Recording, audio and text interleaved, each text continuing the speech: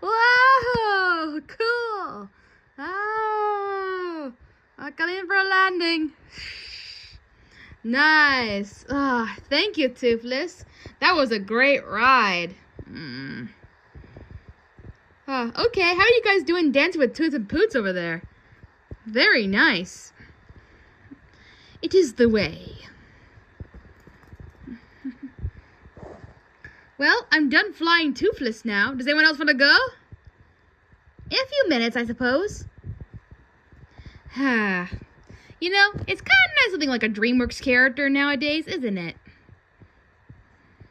It is the life. But you know, I think someone's making weird looks at me. Yeah, I'll just start as a Toothless for now.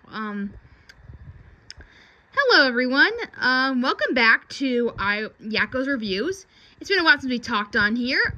We've been busy lately, but we're back, and we're gonna do all the DreamWorks movies we can during this month. We have seen your votes, and we are going with the one that had the most votes, which was the Croods and the New Age. The New Age. So, we will review that movie in a few minutes. So, for today, since we have DreamWorks Month, we have Toothless, and Puss in Boots. Yes, it is Puss in Boots. Yes, so they are our guests this time. So now, we're going to make a lot of movies to watch for DreamWorks. So get ready. Because Amanda just went to the water park, and it was wacko amazing! It was so cool! Yeah, well, don't give too much away. Yeah. Well, anyway, we had a good time, and, well, now it's time to go watch the movies and try to review best we can and try to learn about the DreamWorks world. How about it?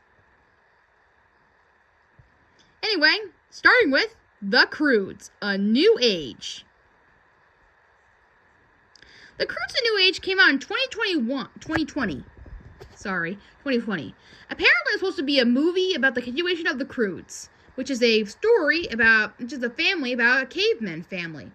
It's sort of like the Flintstones, only they're pre-evolutioned. Like, say, they don't have inventions or anything, they kind of just live in caves. So to be honest, they're more like pre-Flintstones. Pretty much.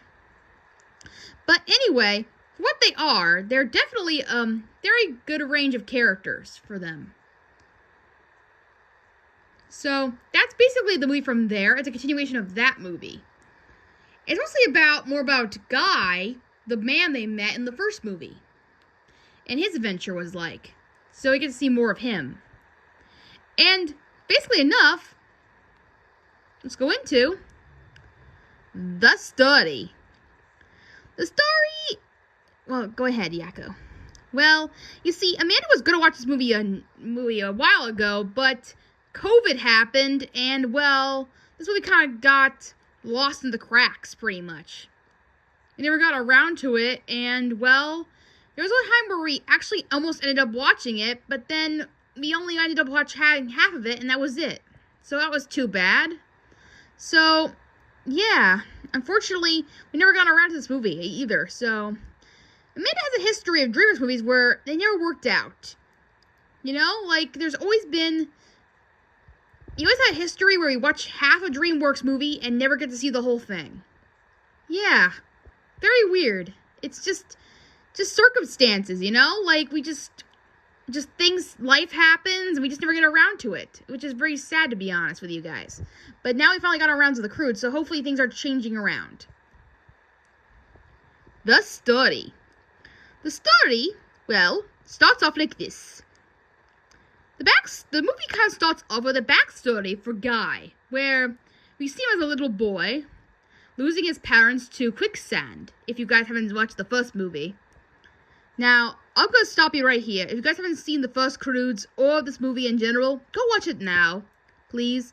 I mean, you don't have to watch the first movie to understand, because unfortunately they recap everything for you in the first movie, and also they tell you what happens to Guy in the movie too as well. So it's not like you're gonna miss anything if you didn't see the first one.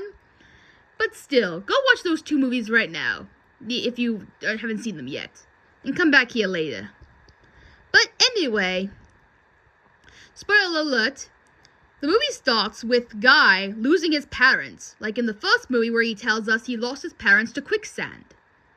So, we see a clip of that, flashing for his eyes, and then he leaves them, constantly searching for the place that his parents wanted him to find. So, he later goes on his journey, and he finds Belt, his sloth friend, and many more along the way. So, as he makes this slog, we jump to Apes, the teenage girl in the movie, where she recaps the whole movie for us. She tells us that she met Guy, who will easily fall in love with him, and more of that. So pretty much, we take off where we left off from there, pretty much. But from there, we see the family doing pretty well for themselves since we last saw them. When we last saw them, they were like very overprotective of each other, trying to protect each other, and really scared and skittish. Now they're really cool and awesome, and they can fight anything. Very cool. Now they're really awesome family. Until, well, they come across this new area behind the rocks where they meet a new family called the Bettermans.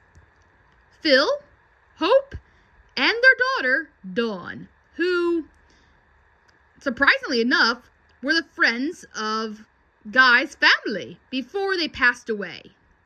So these are like a second family to Guy a little bit, since his family were, passed away. But so she's thinking about the Bettermans.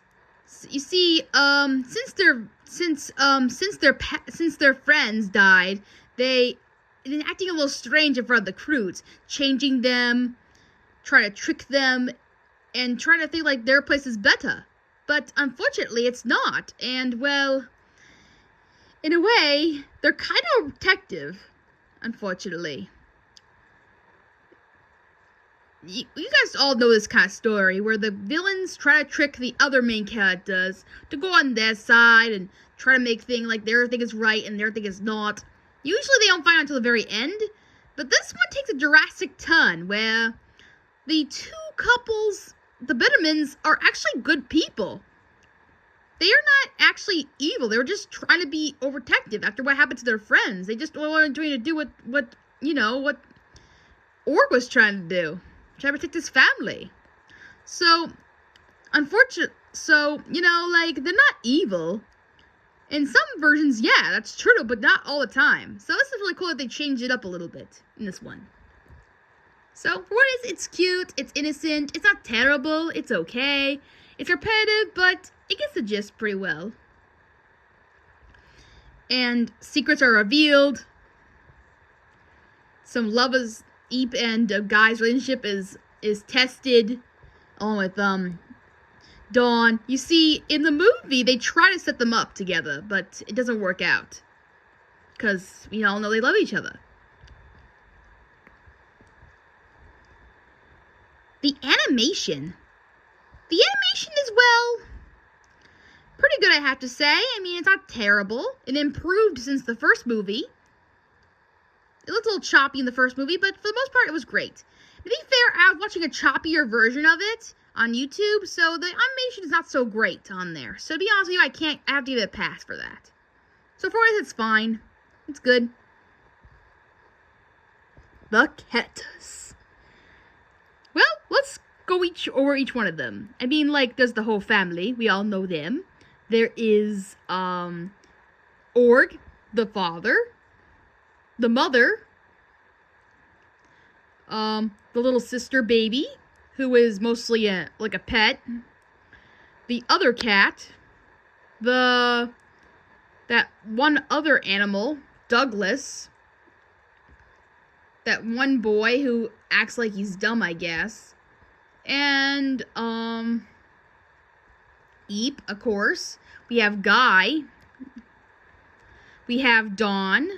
We have Hope and Phil, the Bettermans, who all have their very unique personalities. I can go all day about them, really. Yeah. Honestly, I like the grandmother. She is funny in the movie, and she brings out her own quirk into the movie as well. She has this thing called the Thunder Girls, so she brings out her own team into the thing. Honestly, I wish we got a whole show about that. We never did, but it was so funny about it. So I really wish they got to see a show about it eventually, but we never did. But it was so funny to see how she worked with the group and the family and everything. So I don't know, it's just fun. The family was just fun, and the characters were fun to do. So, pretty much all fun. Although, the Bittermans were overprotective, but they had their own some charm at the end. Like, for instance, Hope has this big long hair that she kept hiding for a while. Then she decides to outgrow it, and she decides to come out as this new character. Which is really cool. And then, of course, Orc and Phil become best friends, and become best bros at the end. Or as I was known as Banana Bros. Yeah. If you guys don't remember, there's also a side plot in this movie where the monkeys, the punching monkeys in this movie, have a feud with the guys. They have this monster who keeps eating their bananas. So there's like a whole side plot with that story as well.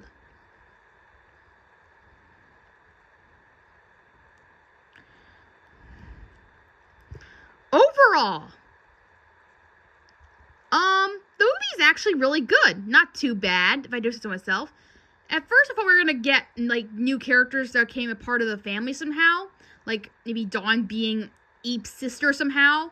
But it actually turns out not to be that way. Instead, we got a different kind of way of seeing a story. And different ways of seeing it. So, in a way, they used new things, new styles, and quite a fit all together. So, I could say that the movie was cute. I wouldn't say it's as great as the first one, but it's still rather enjoyable to watch. I think it's fun and cute nonetheless. So I recommend you go check it out. I think it's definitely worth your time.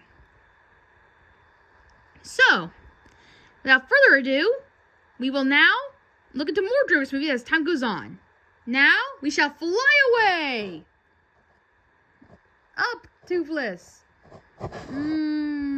Hey, guys, wait for me!